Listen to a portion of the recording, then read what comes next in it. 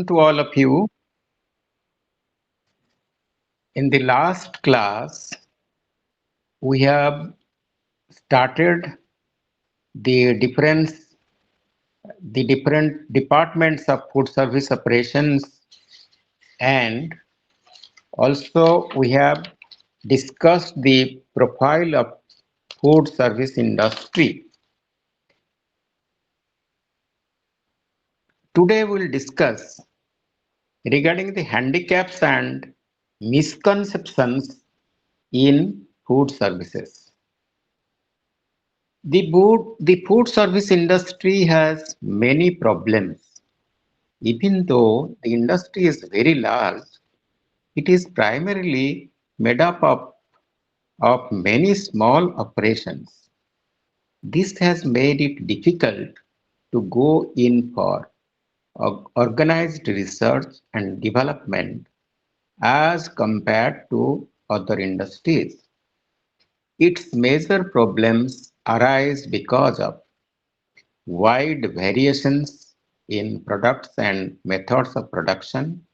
It has uh, wide system of menus, a broad system, very broad menus, very broad recipes, different types of food preparations.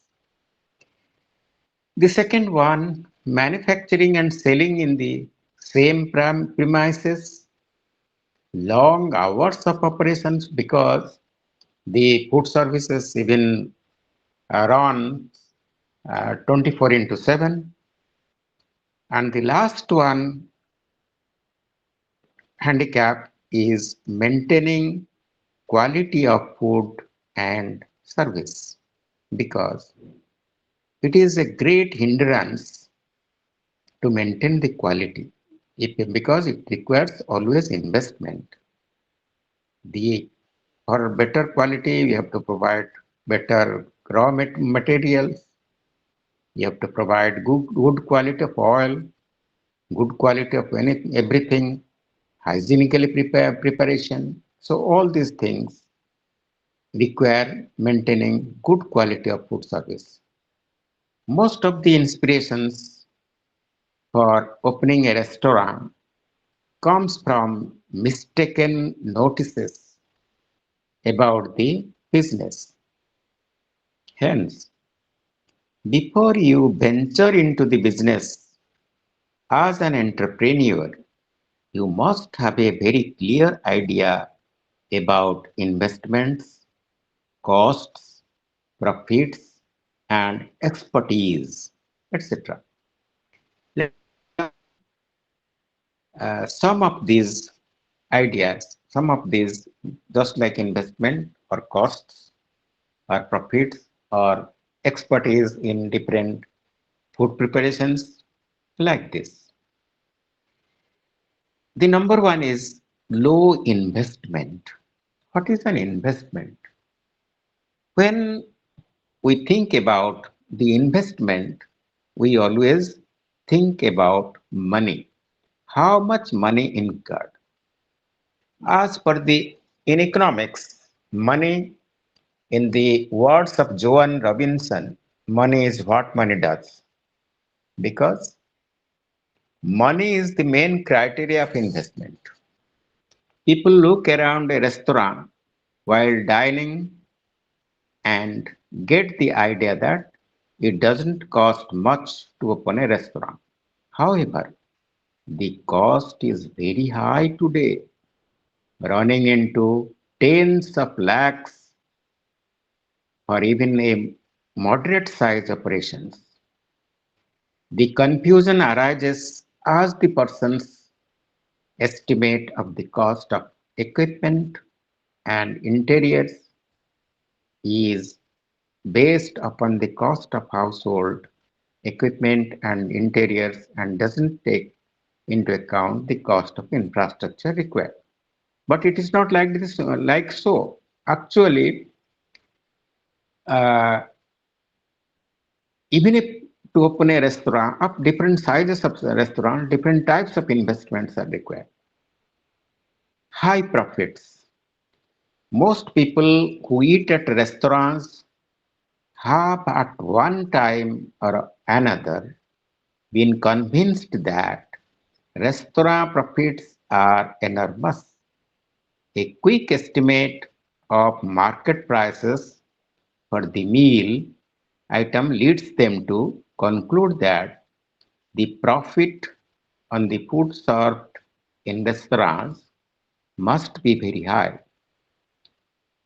People outside the industry estimate restaurant net profits to be as high as 50%. This is again because costs related to infrastructure, equipment, salaries, maintenance, marketing, etc., which are not taken into account by the outsiders. Moreover, the prices are related to the quality of the service and the atmosphere built around the services offered. In reality, anyone who knows the food business is aware that a well-run restaurant with a good volume of sales will be very satisfied with a 10% net profit. Everyone is an expert. The assumption that expertise at home can be carried over into the operations of a restaurant is another factor in the launching of so many eating establishments. We all eat at least 2 meals a day, and almost everyone has tried his or her hand at cooking. So these are the misconceptions we are discussing, that is handicaps and misconceptions. Many of us get complimented for the food we serve, and our friends suggest that we should have a restaurant. However, commercial restaurant operation and service of food at home are entirely different, and a commercial operation is much more difficult for any reasons. These are the handicaps and misconceptions we are discussing. Many of us believe that we can do things better when we get poor food and service. The first reaction is that if we were running this place, such things would never happen.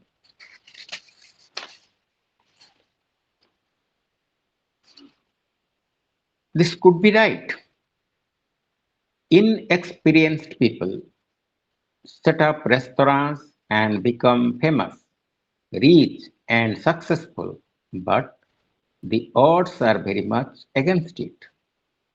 Many people feel that their town or locality needs a good restaurant. Actually, most towns, localities could use a good restaurant, but this doesn't mean that one would be successful. Usually, there are reasons why no good eating places exist, and it would be wise to study the situation carefully. So, these are the handicaps and misconceptions in food service. Now we'll discuss about the success requirements. What are the success points? How to succeed in food service? The food service business is a hands-on business where knowledge of theory alone will not be enough. It requires much practical knowledge. So one has to do every preparation time and again to make it successful. So the practice of cutting, the practice of dicing, the practice of preparation, all these things are required. The more and more practice in practical ways, the more and more food service industry will thrive. So the food service business is a hands-on business where knowledge of theory is alone is not sufficient. So it requires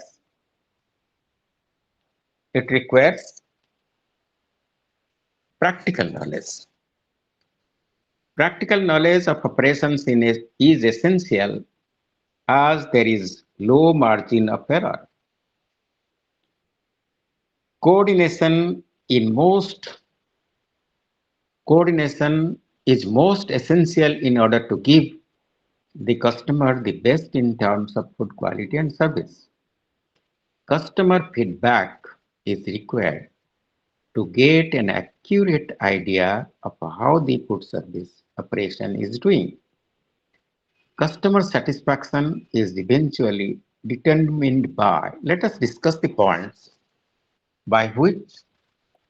main points by which the customer gets satisfaction in food service outlets or in food service industry.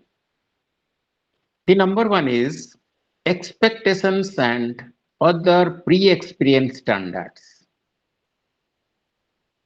Number two, product service performance and how an individual perceives the experience of receiving or using the service. To create and maintain a consistent and effective quality in a food service operation, it is necessary to have an integrated approach to some factors. Let us discuss one by one. What are the factors? The first one is a culture of quality. That means how the quality would be better. Team orientations, customer driven policies and procedures, setting up standards and values, development of human resources, planning for quality, building of system to measure achievements, and making changes before they are demanded by market forces. Making changes. So always it requires renovation.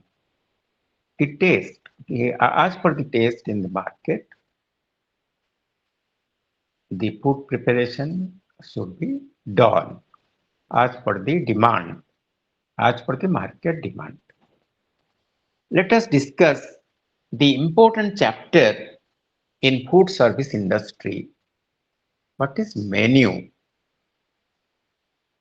What is menu?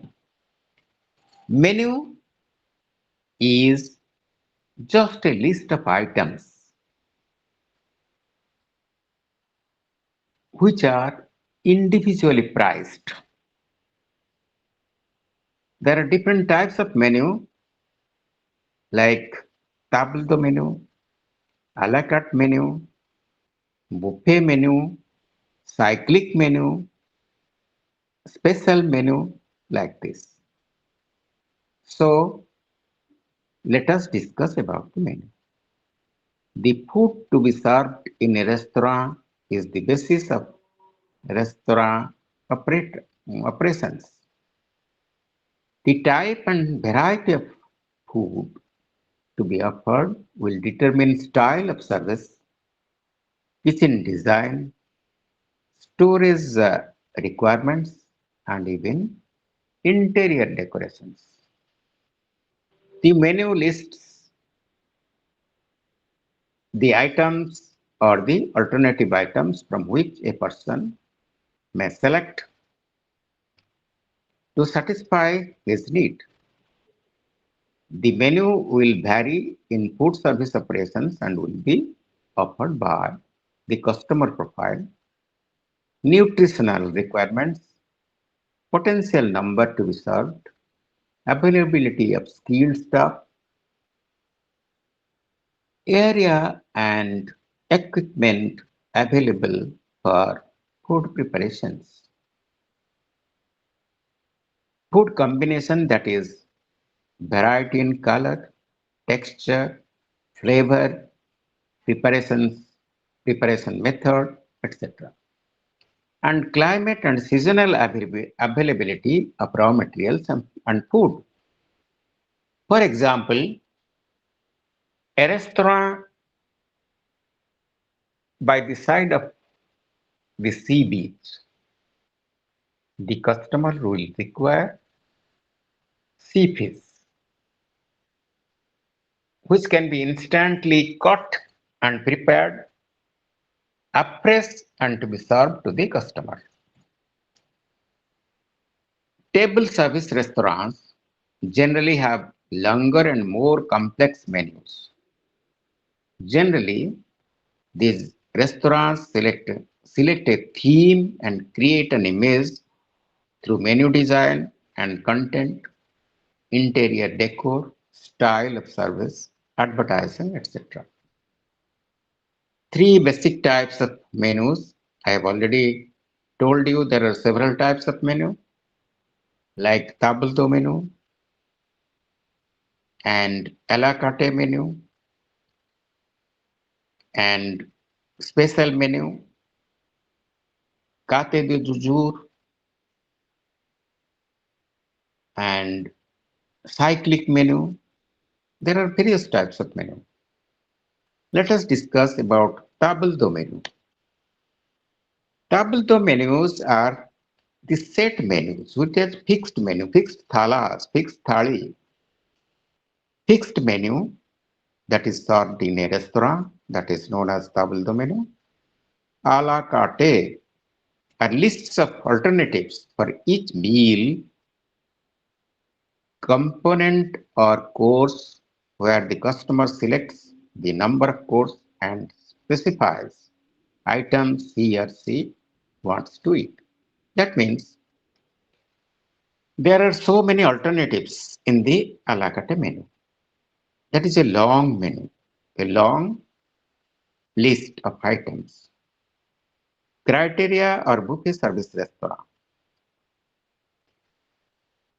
Buffet service restaurants, these are still in a small numbers in India and are generally found in institutional feeding operations such as factories or canteens or industries.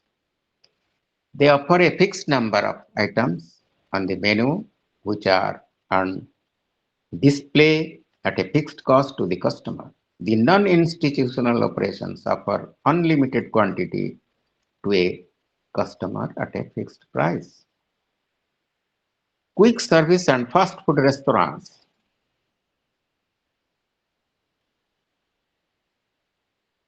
These restaurants generally are open for long hours and offer the same menu throughout the day.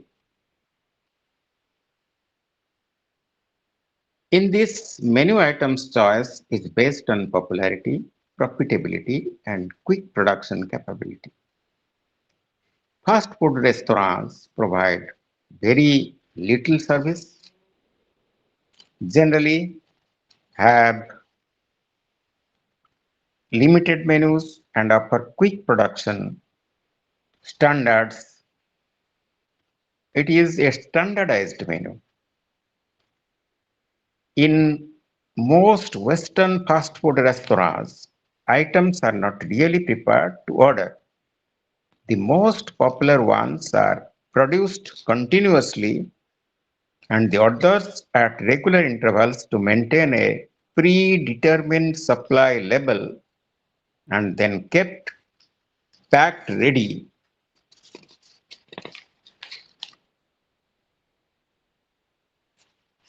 to be provided to the customers. Hence, menu variety has to be limited and that only to those items which can retain acceptability at a period of time. Food and beverage cost control. This is most important thing in the food service operations. The food service business has a very high failure rate. It deals with a highly perishable product and easily spoilable raw materials because raw materials can be spoiled easily. It is highly perishable. Many restaurant failures are not due to low sales but to high costs. Hence, the objective of a cost control system is to achieve desired production costs, which are as per planned costs without sacrificing the quality or quantity of food served. The F&B control system should provide the food service operation system with adequate information about raw material costs, inventory level, sales information, and production efficiency. In fact, the various aspects related to financial management discussed earlier have to be applied in relation to the food service business. The kitchen of any food, the kitchen of any food service operation is equivalent to a factory which manufactures a number of products prepared with different methods and raw materials. Lack of control over purchase, storage, production, or sales will affect profitability in a very large rate or which is adversely affected. Then we'll discuss the control system. The amount of control required is related to the size of the complexity of the food service operation. A small restaurant cannot afford and does not need the same amount of control as a unit to ensure multi-unit food service operations. However, information must be such that it can be acted upon to improve or correct a problem or potential problem. With proper controls and systems, quality can be standardized, performance can be measured, and effective planning will be made possible. So, the perfect control is required. As general rule, all food service operations require effective food control system, that is, control over food costs must be maintained from the time of purchase to the time of sale. Wastage, spoilage, pilferage can happen easily to food products and must be minimized through controlling purchase quality, setting detailed specifications and proper receiving procedures. Proper receiving procedures, and there must be purchase specifications, minimizing stocks and storing on a FIFO method. What is FIFO? That is fast in, fast out. That is FIFO method. Correct and accurate issuing, detailed recipes, and implementation of food production procedures. The correct system of food production procedure is required at all to minimize spoilage, to minimize wastage. Then management reporting must be timely and accurate and should also identify areas where problems need corrections. For example, the rise in cost of one ingredient can affect costs of many products, and timely corrective action can avoid higher costs and hence lower operating profits. In a normal food service operation, a large number of items are sold and the percentage price increase due to inflation is not the same for each item. Hence, an annual increase in sales or revenue may not give a correct picture and the management may feel they are doing well. The Food and Beverage Control Department's analysis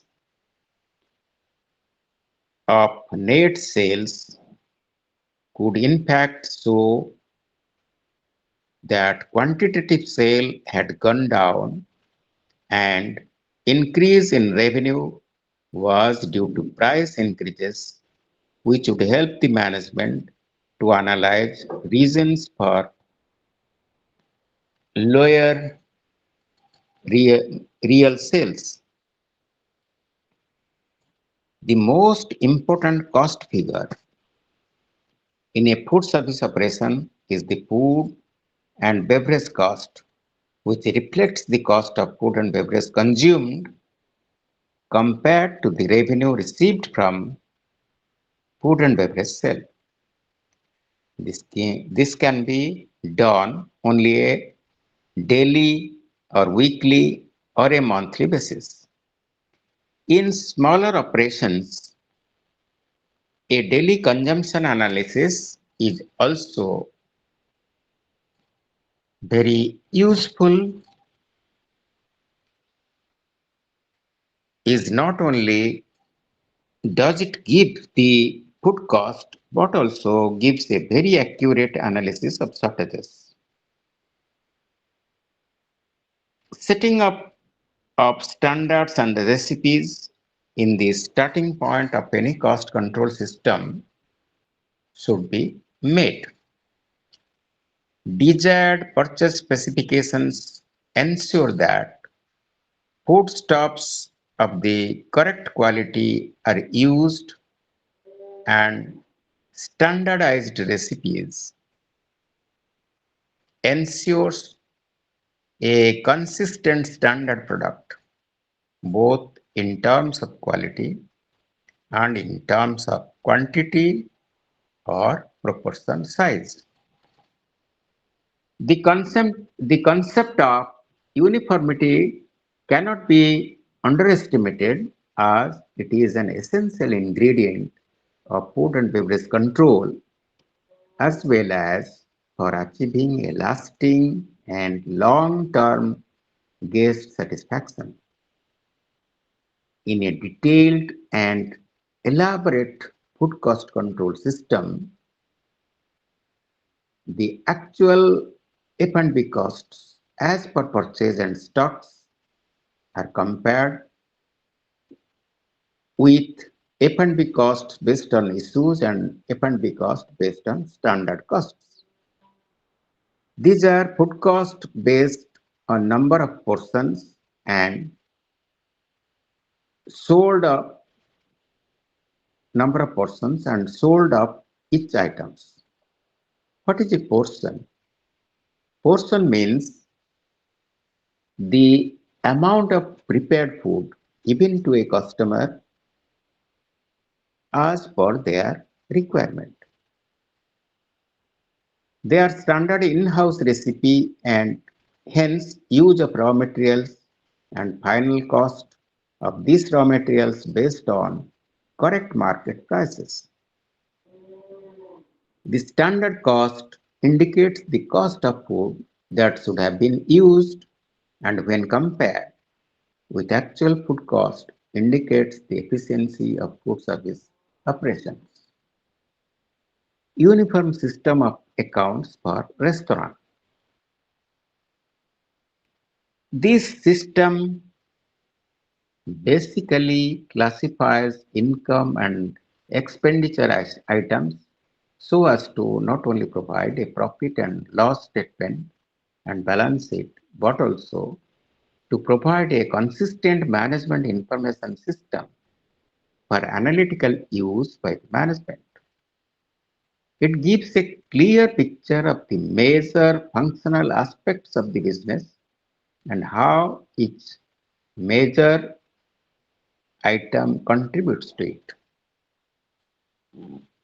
So, in the entire chain, the portioning, the food cost, the quality purchase specification, and less of pilferage, less of wastage, less of spoilage, it requires for a balanced sale and normal profit in the food service system. Now we'll discuss about food service hygiene. More and more people in the world are eating out. For example, the day by day, the people have developed taking food outside. We have already discussed that some working class people, those who are in jobs, it may be gents or ladies, most often they take food outside. So food service hygiene is at all necessary. Food contamination is a real possibility and its causes can be so many. Let us discuss one by one. For example, infected food handlers, those who are already infected, if they will handle food, the infection will further grow, it will further spread. Unsafe food handling practices, unsanitary equipment, and hazardous chemicals. Nowadays, in food preparation, different types of chemicals are used which are very dangerous from medical point of view to the body. Since the beginning of time, through trial and error, people have learned how to prevent contamination of the food they eat. In the colder countries, meat was sun-dried, salted, smoked, or chilled to preserve it. In warmer parts of the world, food was well cooked not only to improve the texture and flavor, but also to keep it safe. As the food service industry grows in India, the chances of illness due to this are likely to grow due to multiple handling of processed food. If proper sanitation practices are not observed, food of proper quality will have to be bought, stored safely, cooked properly, and served correctly. All employees will have to be carefully screened for illness and trained and motivated to learn and apply proper hygiene, food handling practices. The kitchens, equipment, and utensils, etc., will also have to be such quality and standard that they help and not adversely affect the sanitation effort. Let us discuss some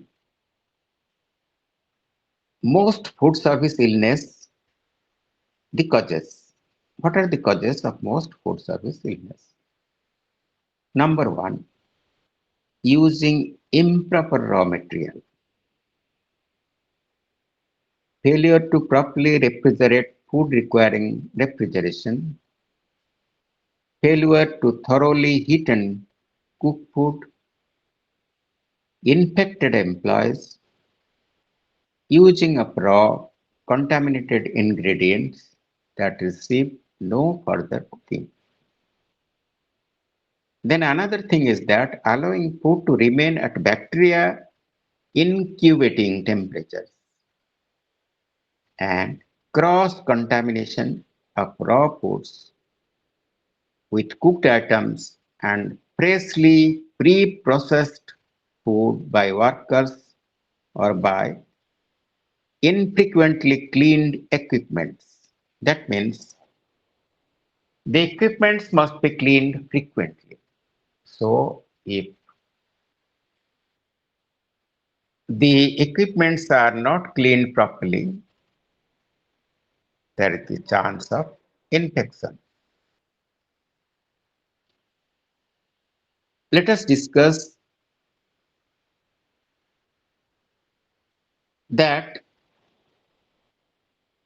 the specification should be made for each of the items purchased.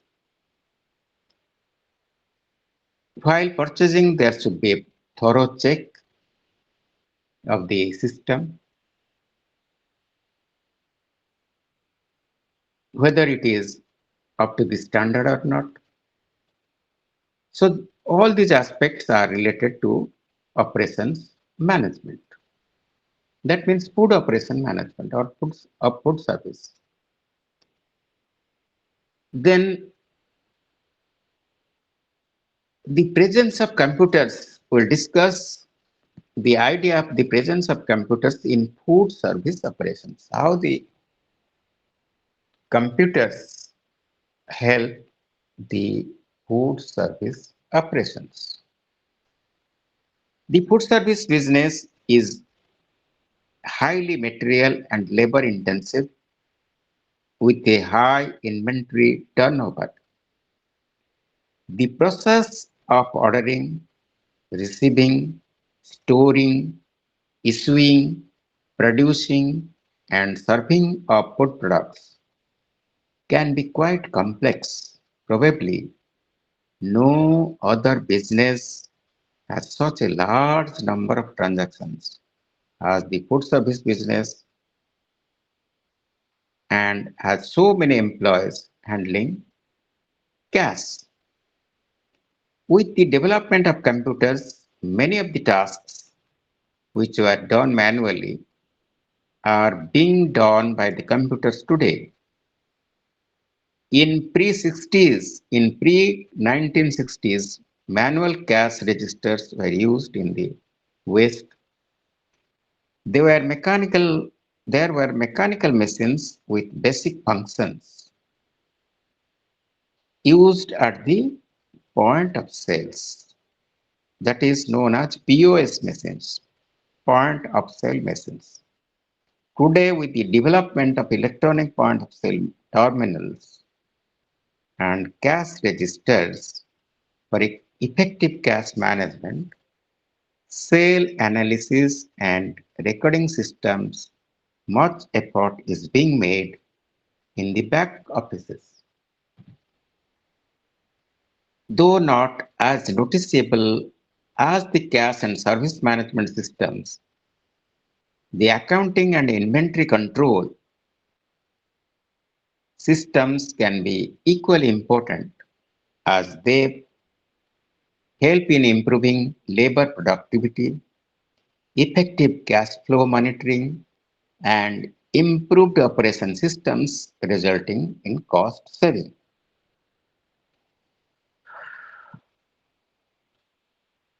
The POS systems can be expanded as per requirement, and hence investment is only on what is needed, and the organization is protected from obsolescence. Printers and terminals can also be provided as and when required. Menu charges are easily programmed in the computers.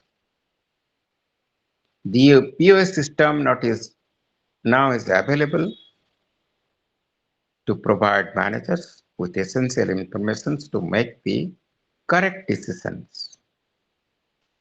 Besides normal sale requirements, computers are being used for planning and budgeting, financial accounting, F&B control, profitability analysis, operational controls, and project management. Modern food service operations are constantly evolving with the aid of fast developing information technology which assists better management. Then we'll discuss about the marketing in food service operations. Food service operations should not only understand the business itself, but also the market competition and social, economic, and demographic dynamics of the environment. Market feasibility analysis is the most crucial step towards the successful implementation of a potential food service project. In order to open a new restaurant or take up any food service project, we have to do a number of things. Let us discuss what should we take the number of things.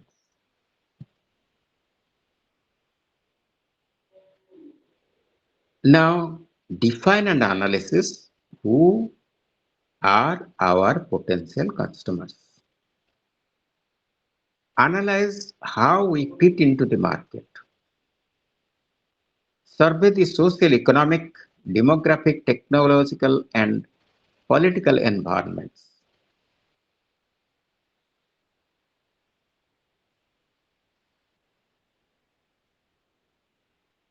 Before deciding your strategy of operation, it is essential to analyze your own strengths and weaknesses.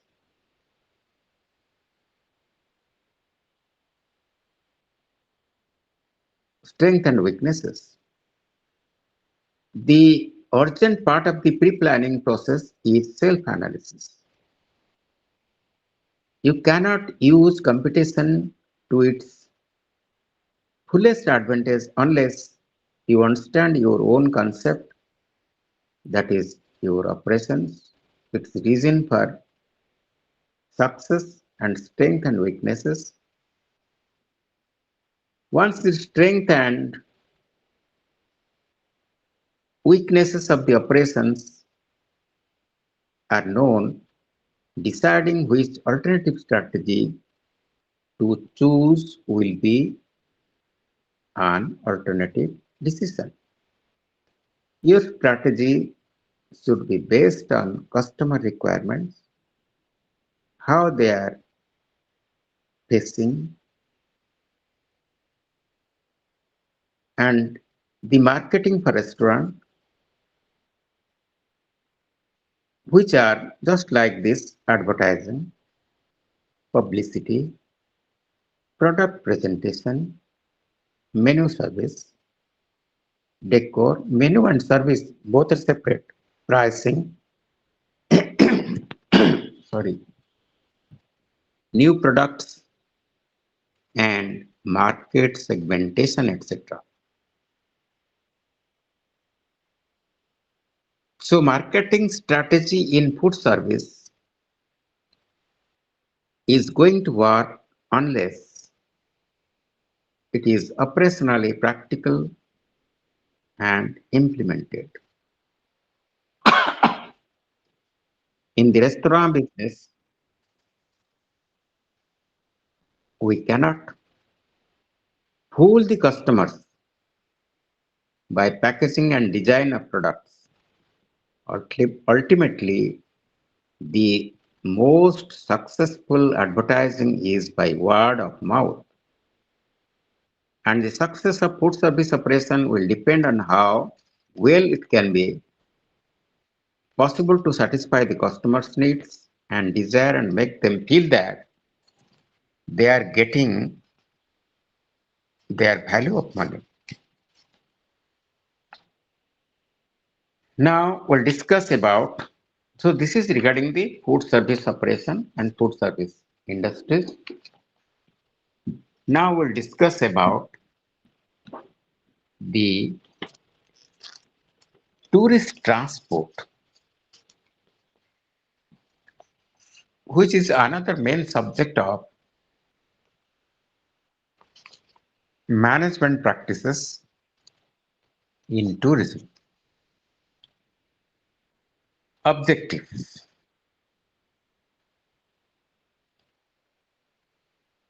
So appreciate the importance of management in tourist transport. Plan and organize the activities of your company. Decide the strategy of marketing and understand the various issues related to transport management. Then,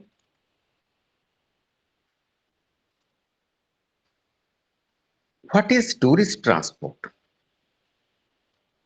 According to a recent study done by the Federation of Indian Chamber of Commerce, one of the main considerations of a tourist before he or she visits a tourist center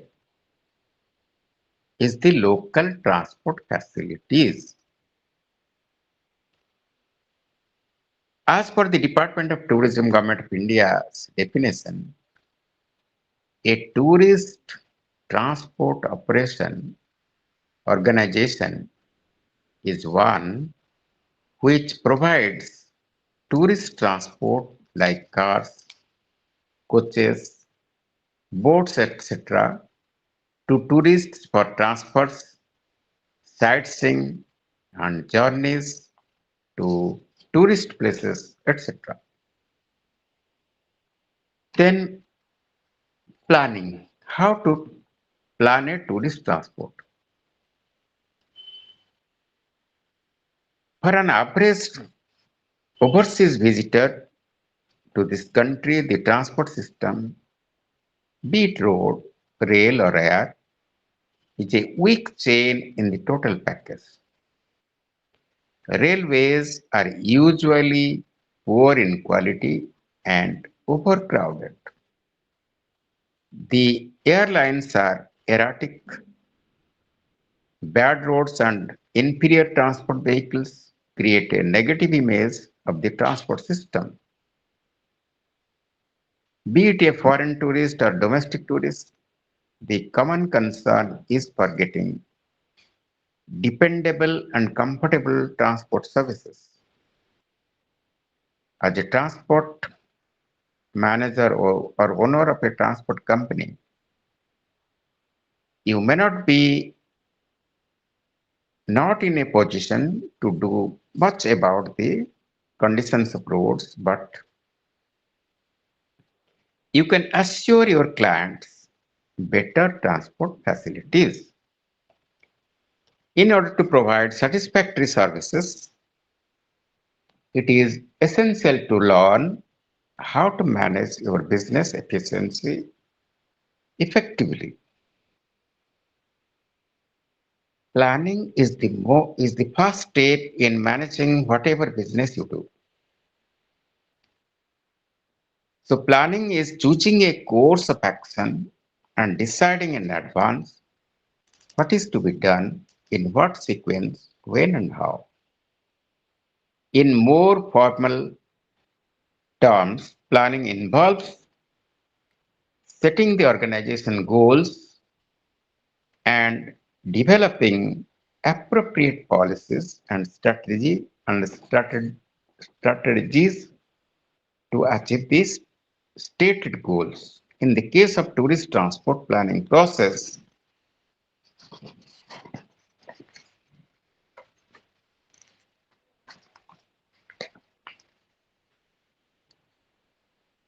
starts with an analysis of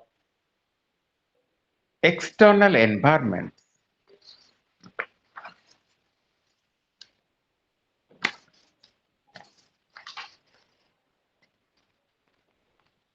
Let us put in a capsule form some important points which may help in the preparing the plan or making a blueprint for the organization. We may discuss this one by one. The first one is determining the target of the company, that is the level of operations, how many vehicles to have or which market to cater to, etc. An analysis of company's principal resources like financial, physical, human, that is, how many drivers, for example, how many drivers, with what skills, how much salaries to be given, etc. Then determining key success requirement of market, that is assuring quality of transport services. Comparison of strengths and weaknesses of your company with those of competitors. Human resource planning with emphasis on induction training and constant upgradation of knowledge and information. And the last one is a list of those factors which may influence your company's activities like linkages and business relationships with tour operators, hotels, travel agencies, etc. In the case of a tourist transport management, you have to first collect information about the market demand and the services offered by the tourist transport companies.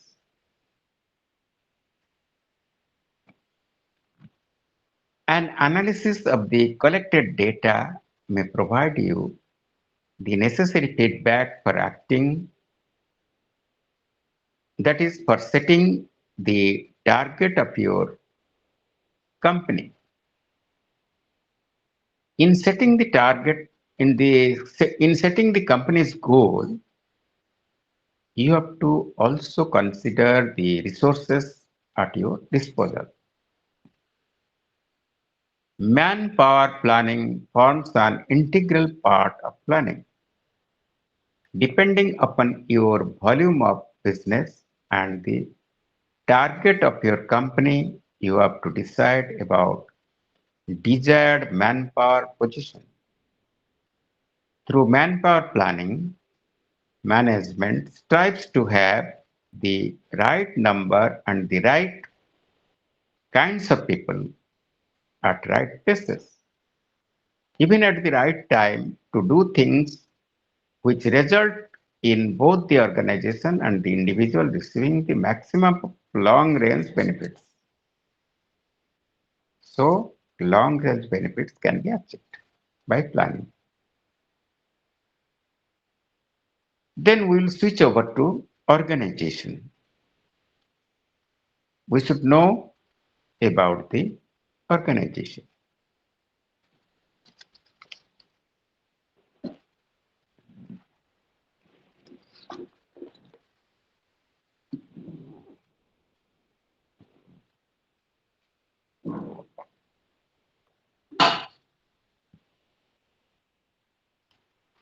Then,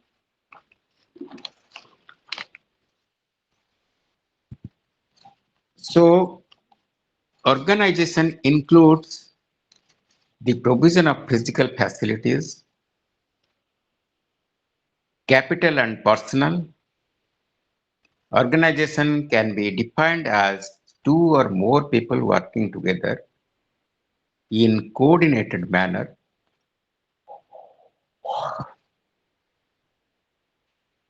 to achieve group results. It is the objective of your company and its resources which ideally determine the nature and structure of your organization. Organization is primarily responsible for the execution of the plan proposals and to achieve the stated objective of the company. Say, for example, you run a small tourist transport company.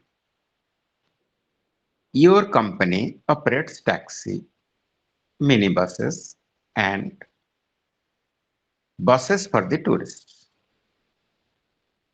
Total annual turnover of your company is not more than 1 crore. Let us now think that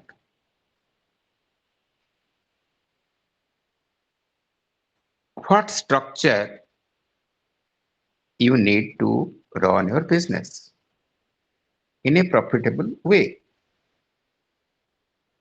A small office managed by 3 or 4 supervisory staff to manage the fleet, to market your services, and to liaison with customers and other organizations. Then comes the role of drivers, helpers, and attendants, which have to be proportionate to your requirement. As per your requirement, you will employ them. Profit being one of the major considerations of your company, one has to be very careful about the running of the costs.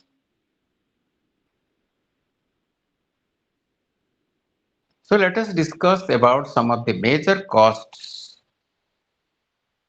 in running the company. That is transport company. The major cost amongst them is fuel, number one. Then number two, repair and maintenance, depreciation and interest, insurance and taxes, wages and salaries, and miscellaneous expenses. Proper budgeting, control on expenditure, and all possible efforts to generate income are essential prerequisites of efficient management. Then another important aspect in organizing is defining and delegating responsibility and authority. In case of tourist transport, management should include identification of the mode of transport. Number two, allocation of duty to driver, cleaner, and other supervisory staff, defining their duties and responsibilities, liaison with various agencies, maintenance of vehicles, etc. Organization basically helps in achieving the desired goal through well coordinated efforts of various individuals or groups. In order to get the desired result, the following should be kept in mind. What tasks are to be done? who is to do what, when, and for how long, how the tasks are to be grouped, who is to report to whom and where. In fact, all operations of tourist transport have to be constantly monitored. It must be remembered that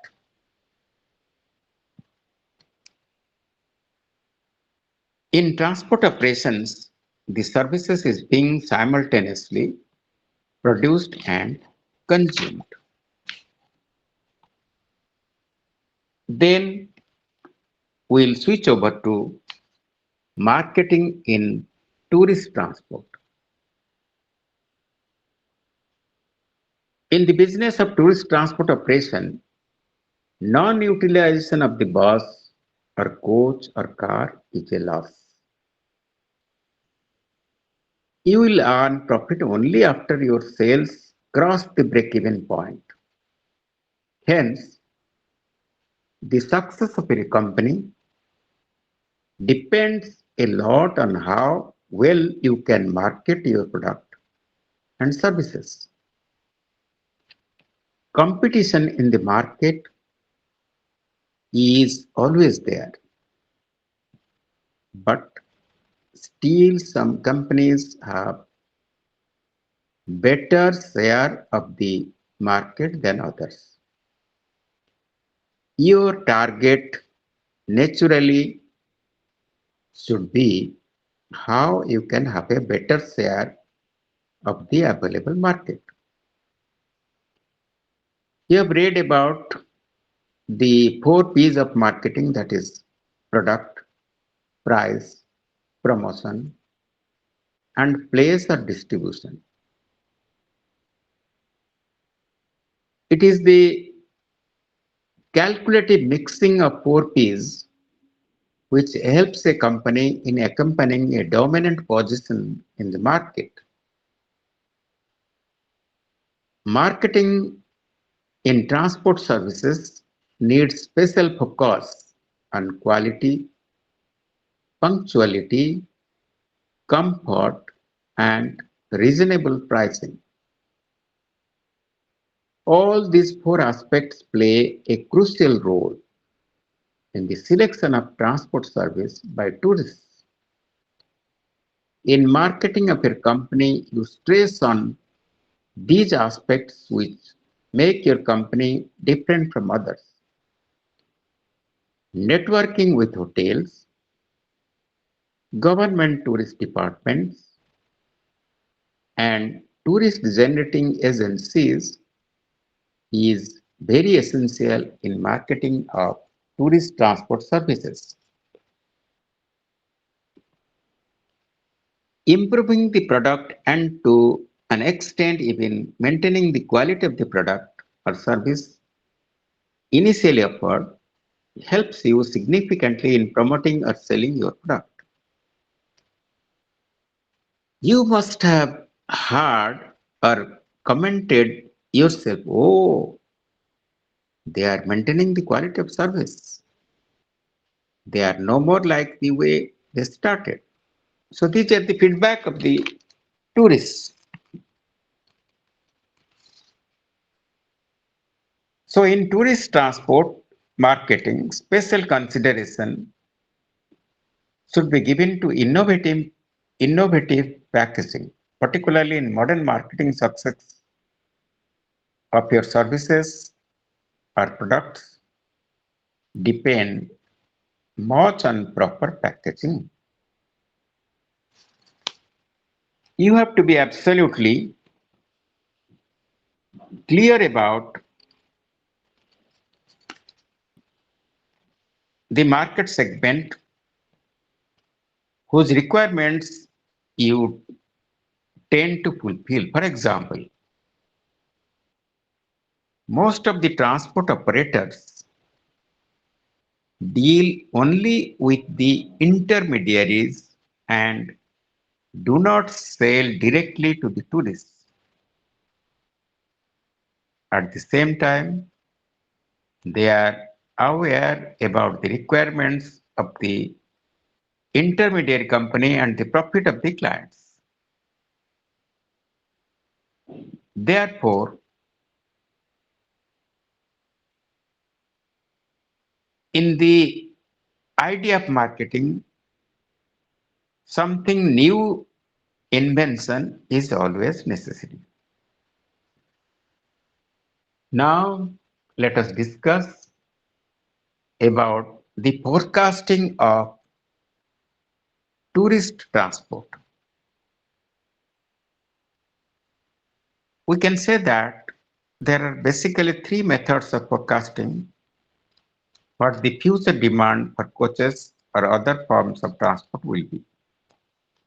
Firstly, we can go back to what had been the past record and predict what the future will hold. That is, the demand for transport has been increasing at 5% per annum. The second method is using statistical methods to gaze into the future, and the third method is to take spectrum of views from people already in the trade.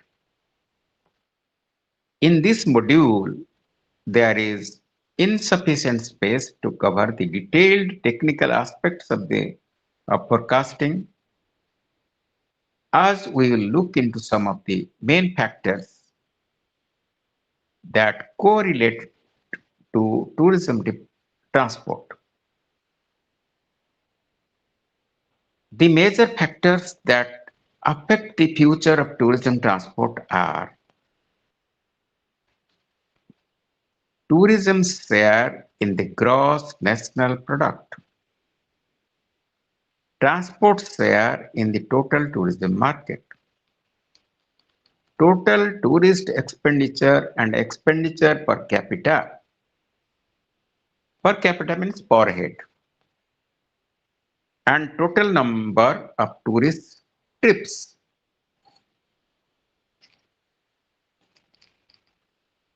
So, by reviewing the tourism share in the contribution to the gross national product, we get the macro view of its involvement. And within the revenue contribution of tourism transport as a major share. In expenditure, sorry, in a country of large distances like India, transport plays a major role. The total tourist expenditure on transport can be broken down to contribution by per person. This will give us an idea about the rupee contributions for tourists. You should also remember that bookings are done much in advance. The buyers of your products and services, that is, tour operators, excursion agents, etc., have their own forecasting for their volume of business, which in turn is related to the demand of your product and services. Then we'll discuss some important issues in transport management. What are the major issues in managing transport? You should consider the following points when you are in tourist transport business. Suppose you are in a tourist transport business, you must keep in mind some of the points. Let us discuss that. The number one is vehicle regulations. The laws related to operation of vehicles, that is vehicle regulations.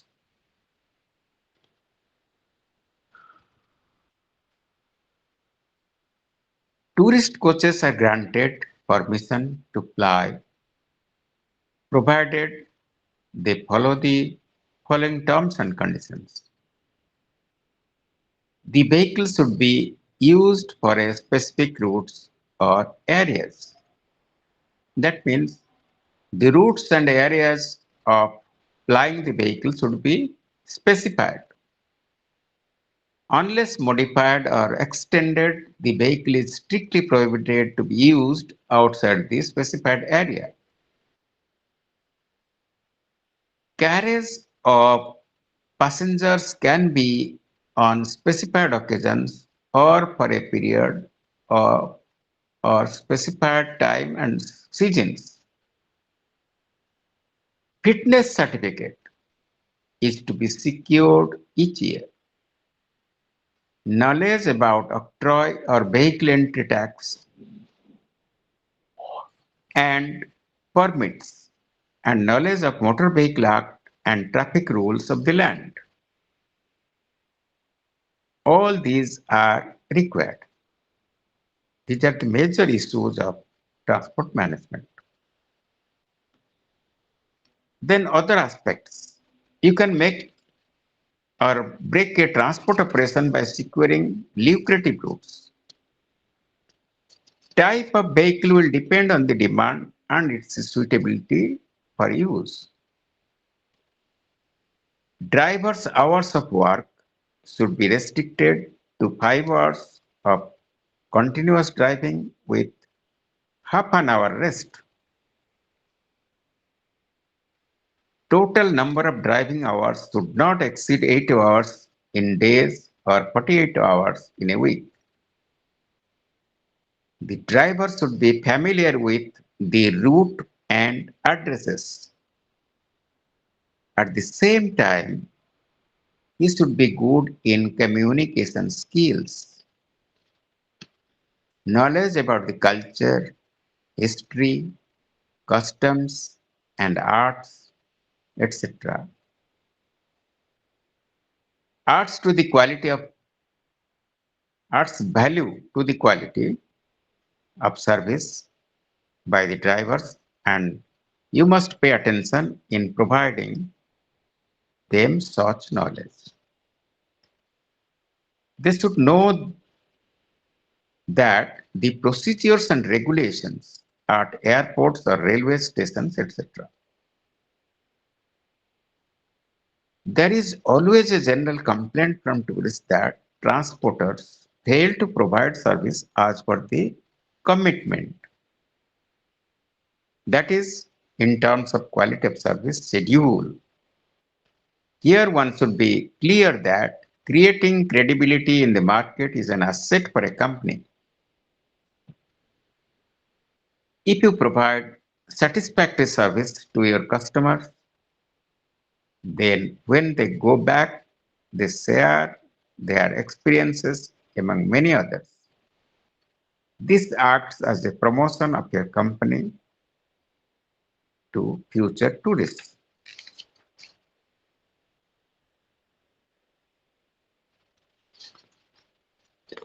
Now we'll discuss about the transport and environment. The transport and environment. The green movement has made an impact in the West, especially in countries like Germany, where the tourists, before going on a holiday, may like to choose the travel operator after asking environmentally related questions on what the company is doing to reduce environmental impacts. Choose the right travel methods like public transport, cycling, trekking instead of hiring a car, or travel to well-known destinations out of seasons. A successful transporter has to be careful in fulfilling the standards set by the environmental activities and tourists. The difference nowadays in getting blurred between the two.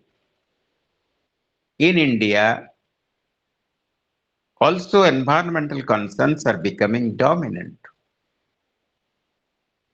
The day is not far from your customers who will insist that the vehicles they are having must have an all anti pollution devices and they must be functional. That means they are requiring the e-vehicles, that is pollution free vehicles.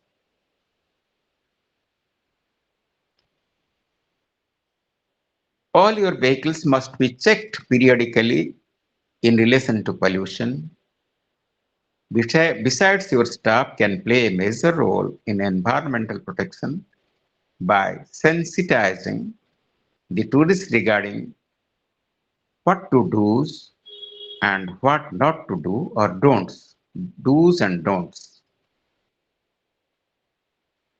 For example, not to throw polythene bags outside. But for this, you will have to first educate them on environmental issues, as most drivers have a very casual approach on the vital one. Then we'll switch over to consumer protection. Consumers are your guests. The tourists are the consumers. So they always require protection from all angles, protection and safety from all angle of their visit. Holiday holiday companies have traditionally sold dreams but can only drive a reality. In legal terms, the gap between the dreams and the reality is rapidly closing with claims or on disappointments because whatever the thing were promised to the customers are not given to them. The number of legal cases is going up also in value, where the tour operator is held liable, he is likely to hold the transport responsible for any default. When the overseas tour operator finds that he is not able to get the level of service from an Indian counterpart, he switches in another transport after recovery damages, if any. For example, in UK, after the introduction of the package travel regulations 1992, the tendency has been to flow the America concept that if anything negative happens to me, it is somebody else's fault, in which case it could be anybody, including the transporter.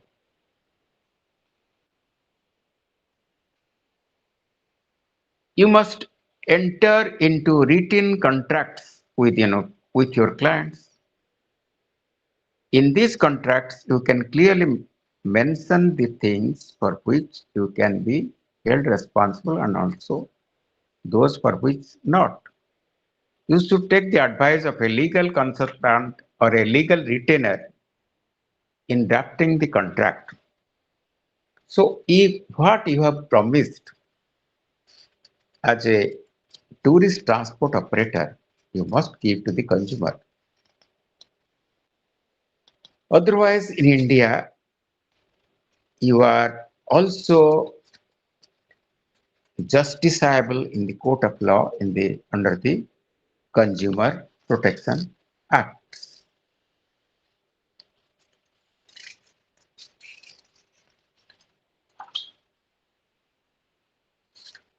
Then let us discuss the rules for recognizing as approved transport operator with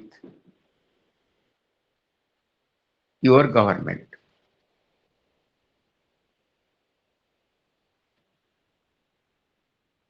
The aims and objectives of the scheme for recognition shall be to make available tourist transport to certain acceptable standard at tourist places. A tourist transport operation organization is one which provides tourist transport like cars, coaches, boats, etc. to tourists for transfers, sightseeing and journeys to tourist places, etc. All applications for recognition shall be addressed to the Director General of Tourism Transport Bhavan, number 1 Parliament Street, New Delhi. 110001. The following conditions must be fulfilled by the tourist transport operator for grant of recognition of Department of Tourism. So the application is in a prescribed form. The tourist transport operator must be in business for at least 2 years. They must have registered their transport vehicle with state transport authority or regional transport authority. The applicant has adequate knowledge of handling the tourist transport vehicles for transferring tourists from airport, railway stations, etc., and for sightseeing of tourists, both foreign and domestic. The drivers of the tourist vehicles have proper uniform and adequate knowledge of taking the tourists for sightseeing. The applicant has proper parking space for the vehicles.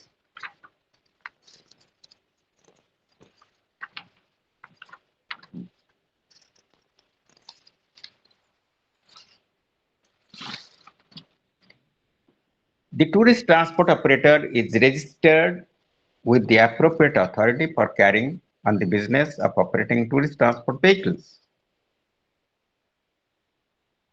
So these are some of the main points or rules for recognizing as a approved tourist transport by the government. This is regarding the tourist transport. Now we'll discuss about the airlines. The objective.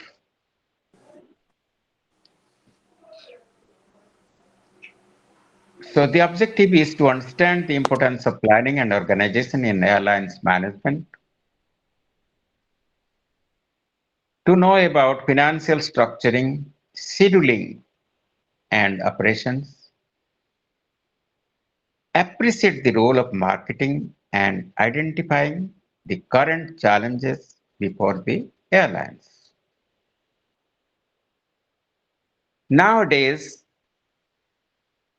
in Asia and Pacific region, it is predicted that the traffic growth in the AR would exceed the expected worldwide growth of an average 5% per annum.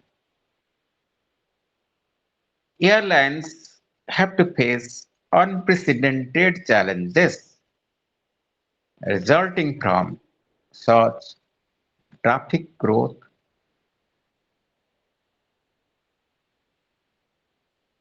New technologies, changing commercial and regulatory framework, growing financial requirement, competitive market, etc. Demand for development of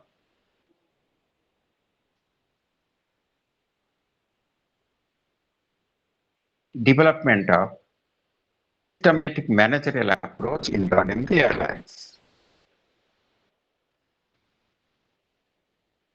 Then we'll go for the planning in airlines. To cope with the new demands and requirements, the development of new technologies and the changes in government policies, it is imperative for the airlines to adopt appropriate planning.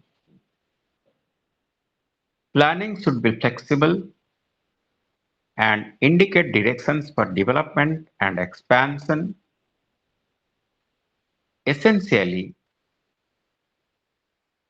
planning involves making advanced decisions relating to the course of actions which an airline's management will take in future. Planning was previously concentrated on determining the facilities and financing which was necessary to meet anticipated growth in the airline's existing product line. Now, planners consider the primary question to be that concerning the markets which the airline should service. This shift is because of the vulnerability of existing products. Consequently,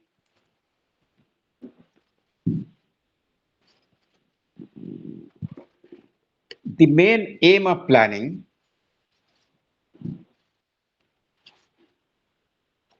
now seems to be identification of attractive areas of new opportunities and the formulation of programs for developing these areas and opportunities. The facilities, finances, and resources required to carry out this development are now considered secondary to the basic identification of the opportunities. Planning should include the following client should include the following elements. Let us discuss the elements what are included in the planning. To recognize goals and objectives, determination of where the airline stands, an assessment of the resources, an assessment of operations that is fleet size, maintenance, grounding facilities, etc., an assessment of alternative course of action and options available, decisions regarding avenues likely to be subsequently pursued, provision for contingency plans. There is a tendency in the airlines industry to shorten planning horizons because of increase in competition and the process of deregulation.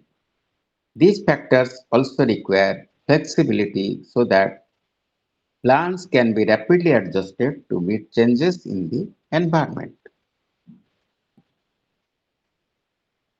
Many companies argue against formal planning, referring to adopt more casual approach. However, there are certain benefits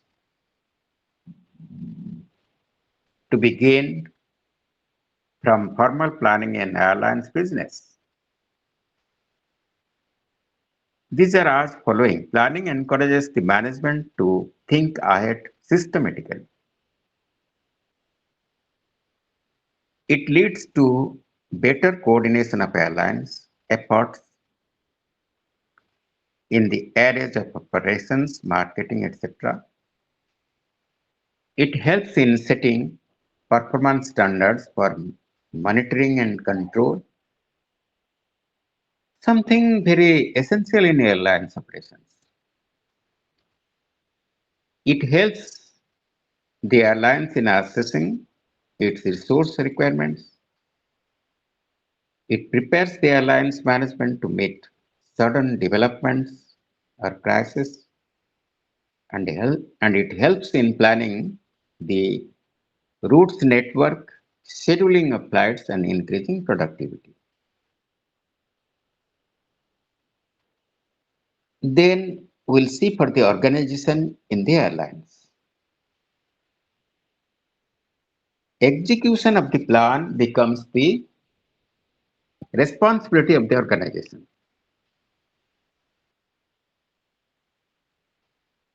Organization of service industry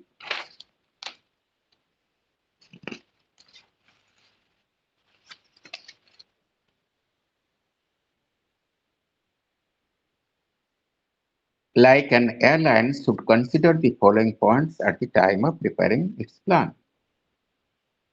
Identification of customers and their needs, market environment, availability of technical and financial resources, internal strength and weaknesses of the organization. So these are the points or the factors the organization should formulate the specific goals and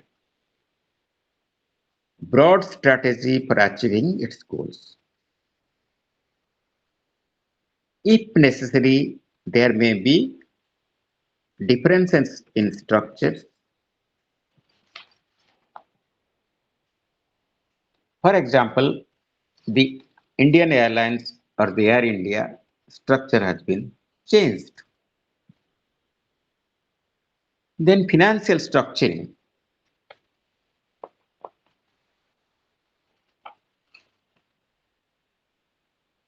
The commercial viability of the airline's operations, its financial soundness and impact to survival depends on its ability to operate profitably.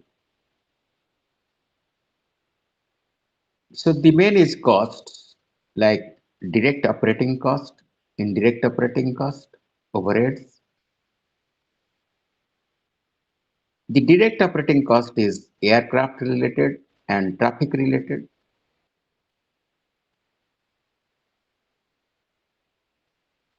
Then indirect operating costs include aircraft standing charges, flight crew pay, cabin crew pay, maintenance labor, and handling costs at base stations, that is hubs. Then overhead includes sales cost, administration cost, accounts, general management, and employment or personnel department.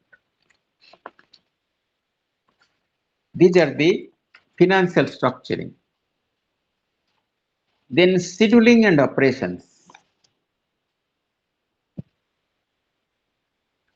The airline schedule is constructed by the schedule planners.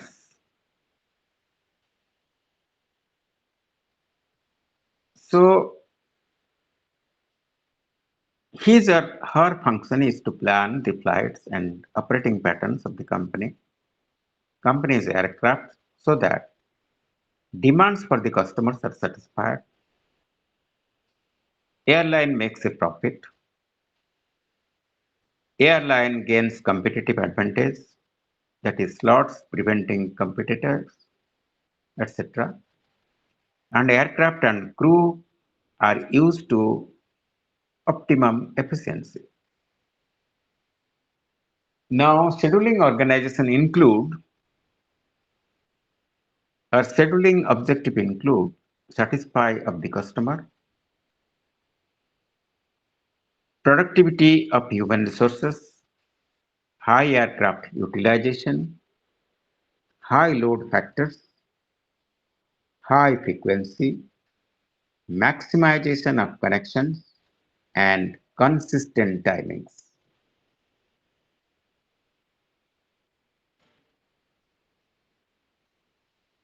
Now, we'll see what are the external constraint labels. Constraints include slot problems, night curfews, industry regulations, pool agreements and joint venture agreements, peak surcharges, and infrastructural facilities.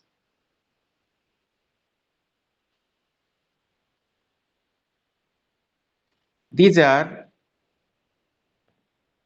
the points to plan the schedule. Internal constraints include maintenance requirements, standby arrangements, and general operational requirements. Then marketing and sales in the airlines. Marketing activities start with the identification of the type of the product or service to be offered. The product or service aimed at satisfying the needs of the group of customers known as customer segments or segments. Next step is to develop appropriate marketing mix which include product price, promotion and distribution process. Airlines overall strategic plan should study the total market and then segment it into those sections which it feels potentially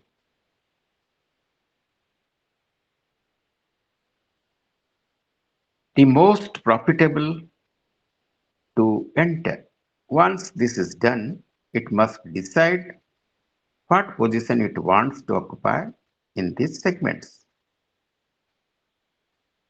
The process is known as market positioning. Airlines have to spend heavy amount on advertising and promotions. Then we'll think for the contemporary challenges in the airlines. What are the contemporary challenges in the airlines? In this section, we mention some of the challenges faced by the airlines management.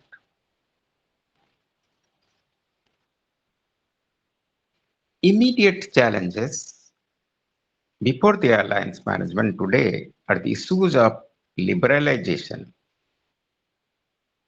privatization, and globalization. The need for liberalization,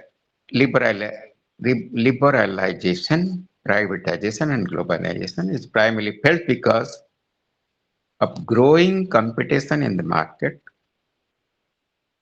lack of necessary financial support from the government, dissatisfaction with the performance of the public sector and the system of administrative controls. But the domestic and the international carriers are under pressure as they confront competition from the private sector and foreign carriers. Along with the liberalization and privatization, there is move towards globalization in the case of airlines. Move towards globalization has resulted in the emergence of mega carriers, particularly in the developed countries. These mega carriers are endeavoring to dominate the world aviation market and in the process threatening the viability of the third world countries.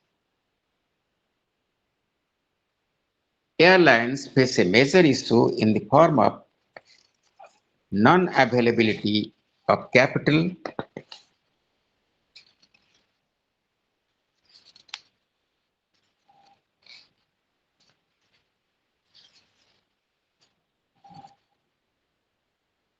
in the non-availability of capital which is needed for replacing the existing fleet or to expand the fleet.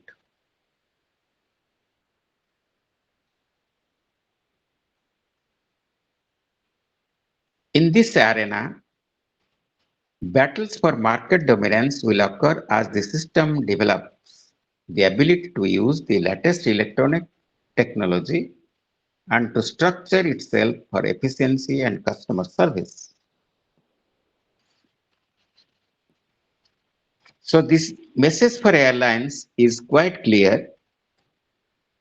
The successful airline in the future controls its costs and reacts more quickly and more sensitively to the market than its competitors.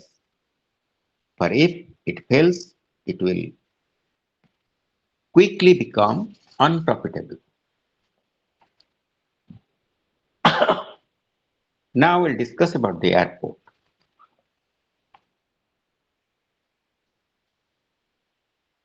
In this subject, we'll discuss about the functions of an airport,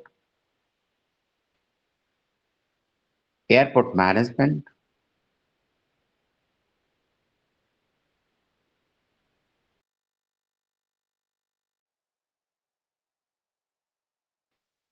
commercial approach in airport management. Then functions of airport. Airport essentially works as a facilitator and its functions vary as per its size. However, looking at the various functions of an airport, we can broadly group them in three categories: essential operational services, traffic handling services, and commercial activities.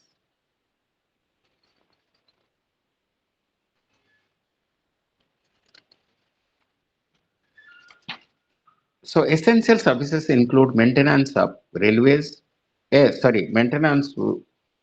of runways, terminals, hangars, buildings, air traffic control systems, telecommunications, security, fire and ambulance services.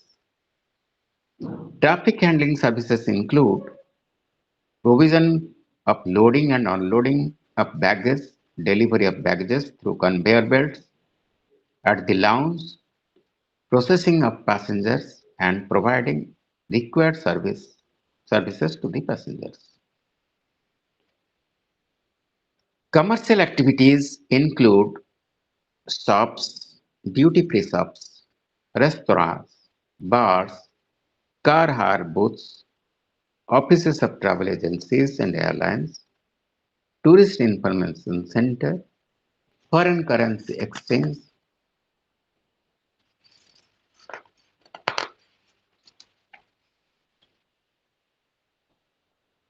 and other services for customers. At the same time, there are certain other agencies like the customs, security, that is police, immigration department, etc. Then we'll see the what are the issues in airport management. Should airports be run as commercially oriented profitable concerns? How should one improve aircraft economic efficiency? Whether profits from large airports should be used to crush, subsidize loss-making smaller airports, and should airports be privatized? These are the major issues in the airport management. Then problematic areas in airport management.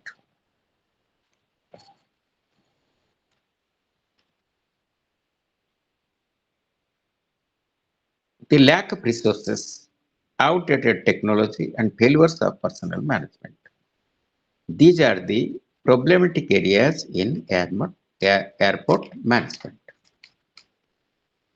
Then how to improve the financial performance of the airport management.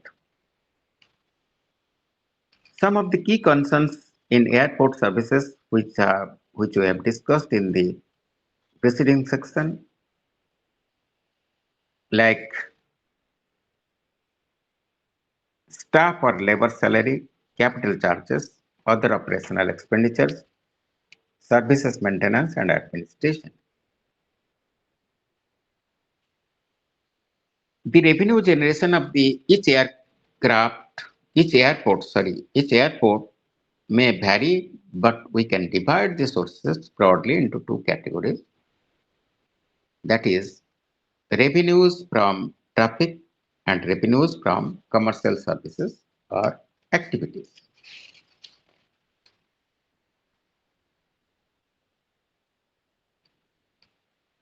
Then monitoring the performance.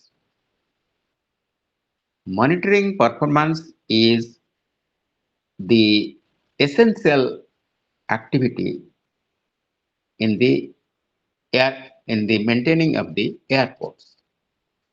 Overall cost performance, labor productivity, productivity of employed, revenue generating performance, performance of commercial activities, and overall profitability. Other key issues in the airport. Big airports perform the role of waiting rooms for tourist passengers.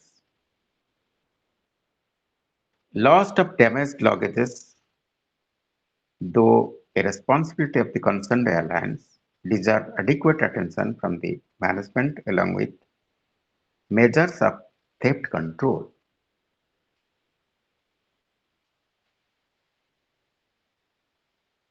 Proper coordination between the airline staff and airport staff is essential.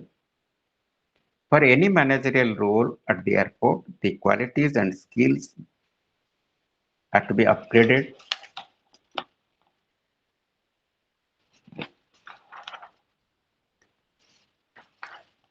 Then we'll discuss about the convention industry, which are associated with tourism. The convention industry. So convention industry are just like different types of conventions. The convention business, convention customers, convention marketing conventions. So business traveler, travel for business purposes has been there since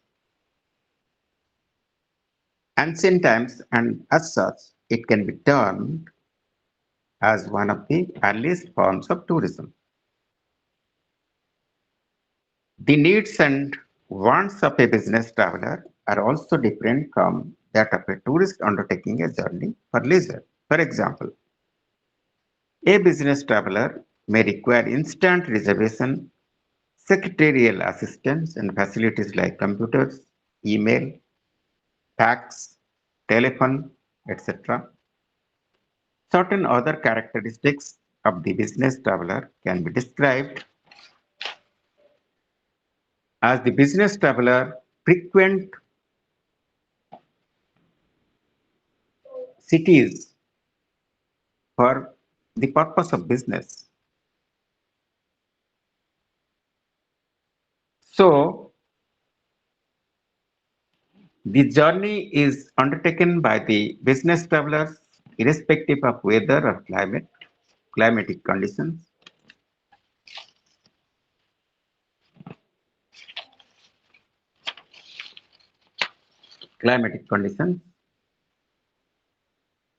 Whereas leisure tourism is influenced by economic conditions, business travel is not affected by the recessions.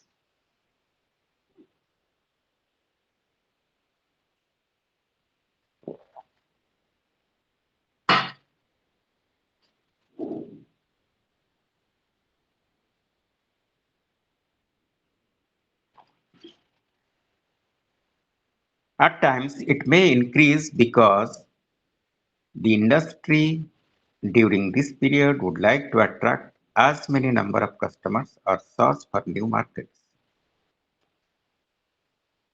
The demand are price inelastic in case of convention business.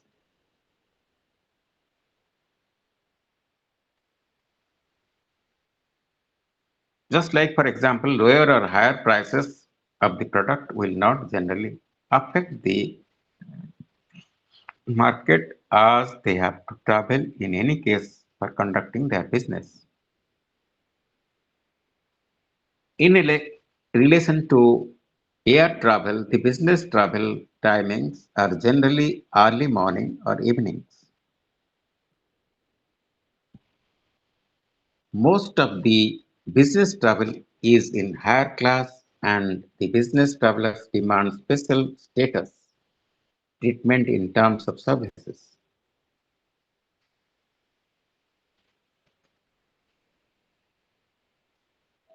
Business tourism is relatively high and cost therefore is high yielding. The convention business. There are a number of players in the conventional business.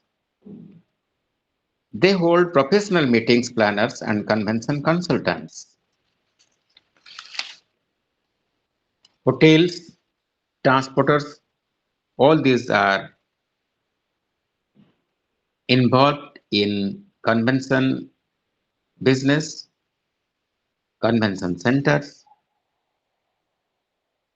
conference centers, community approach, tour operators at travel agencies, tourism departments, exhibition organizations, sponsors, all these are involved in convention industry. Then convention customers.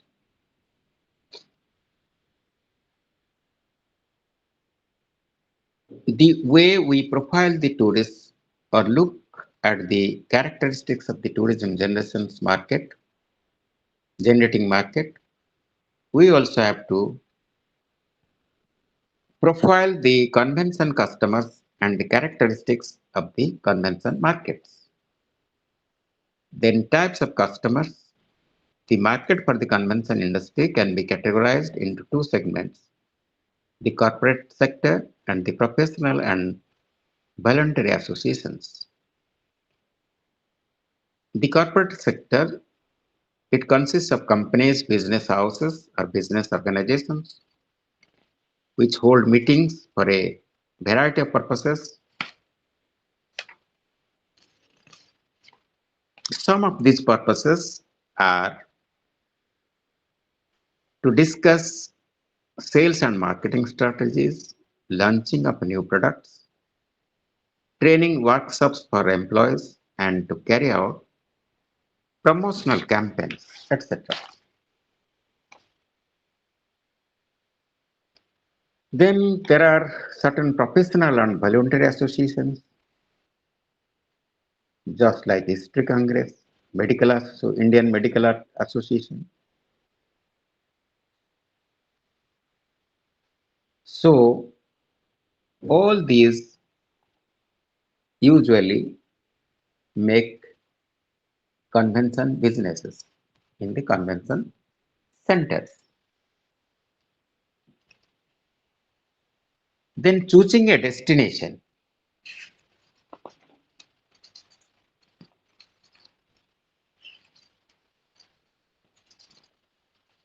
They choose a destination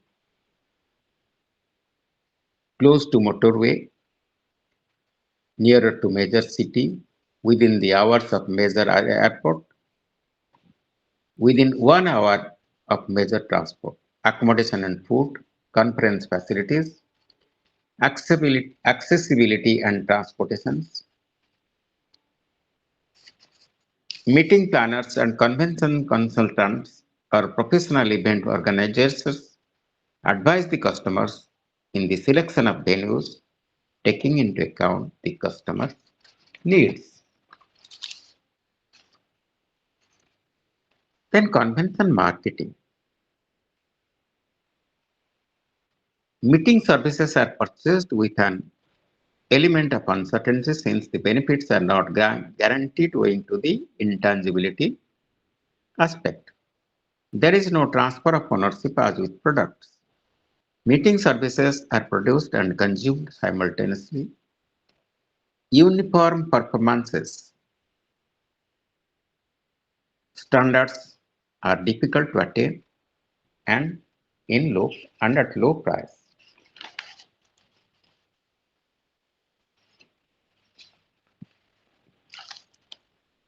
Then how to plan the conventions?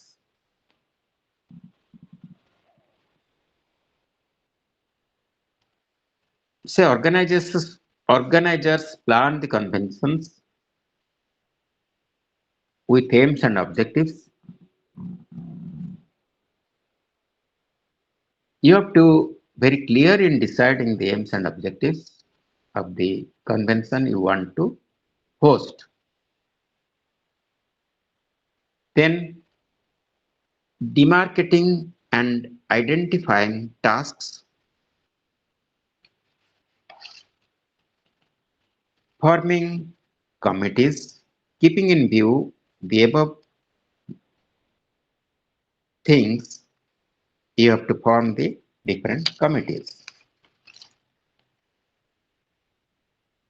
Planning schedules, that is timetable,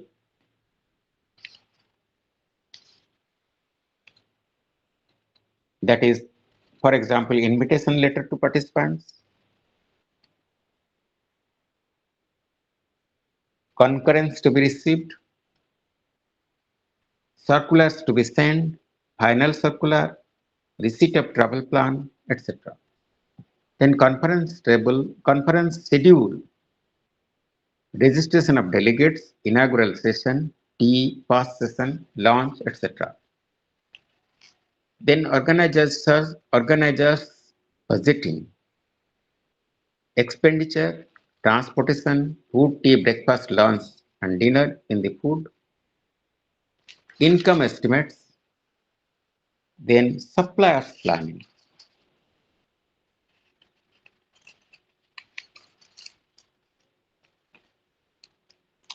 Then management and implementation of conventions. Steering committee and secretariat operations.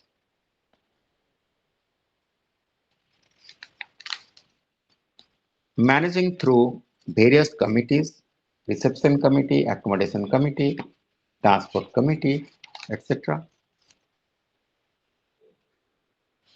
Registration committee. Then post-conference tasks, implementation, the supplier operations.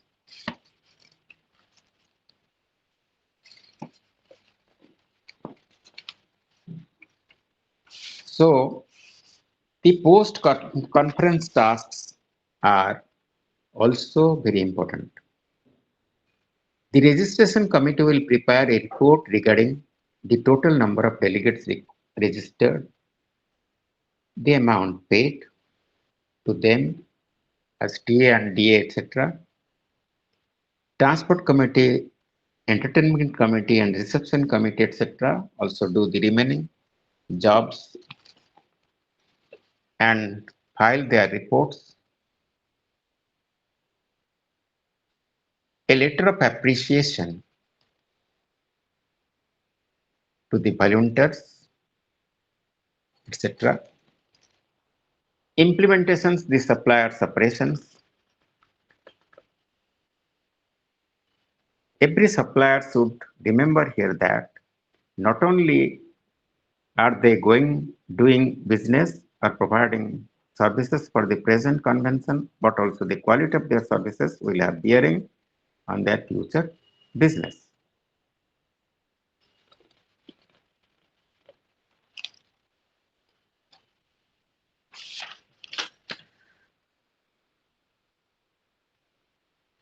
In all respect, the consumer satisfaction is the head. Thank you very much. Good night.